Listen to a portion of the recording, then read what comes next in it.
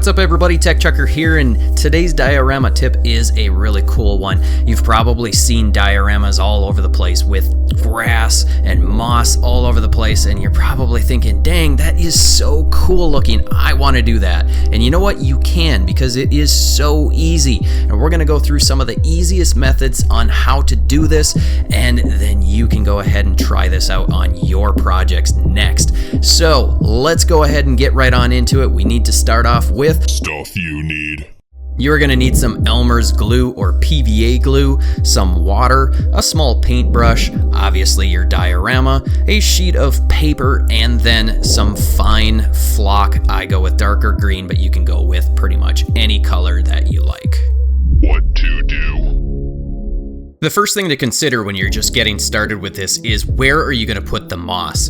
And one thing that I recommend is checking out some reference pictures online of mossy scenes to kind of get an idea as to where moss typically grows. Usually it's going to grow in the cracks and what have you. It's pretty rare that moss just grows right on the top of the surface of concrete unless there's dirt. So take that into consideration where you're going to put it and try to put a little bit of context as to why you're putting it there so it makes some sense. Now in the end, it's not a huge deal if you don't get it in the right spot, but do put a little bit of thought into that first. Once you've decided where that moss is going to go, now you're going to go ahead and get started with mixing your glue and water. And I like to have a little bit of glue and then put a little bit of water in and mix that up so that it's fairly watery, almost a 50-50, but you're going to have to kind of decide how thick you want it to be, because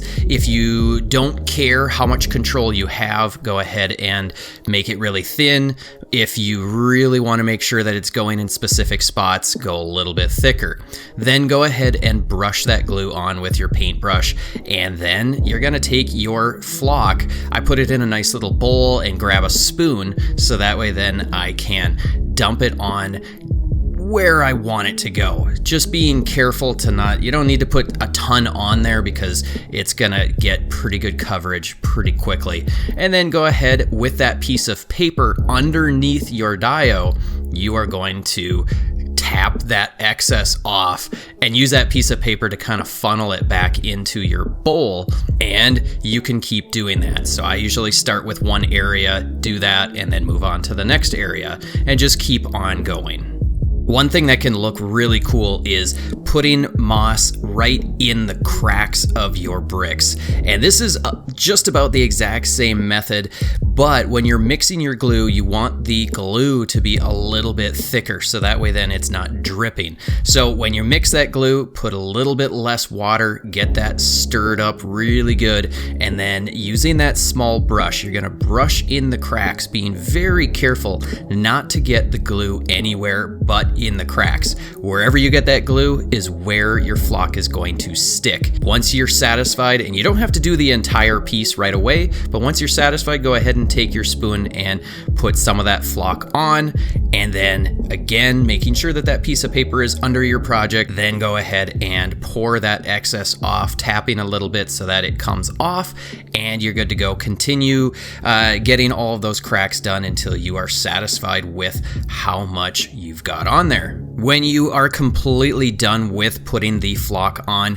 or maybe you're going to call it a night, next thing you need to do is to finish this off with a final layer of glue. And when you mix this, you're going to mix it very, very thin. That way then the drips of the glue will actually drip off of your brush. So get that mixed up very, very thin so you can see it's really dripping down the side of the bowl really well. Then you're going to take that and you are going to drip the solution throughout the entire bit of moss or grass that you've done, and make sure that you get 100% coverage. Once you're done with that, you're going to want to let this dry probably for 24 hours. You can hit it with a fan to speed that process up, but you want to make sure that you don't touch it until it is fully dry.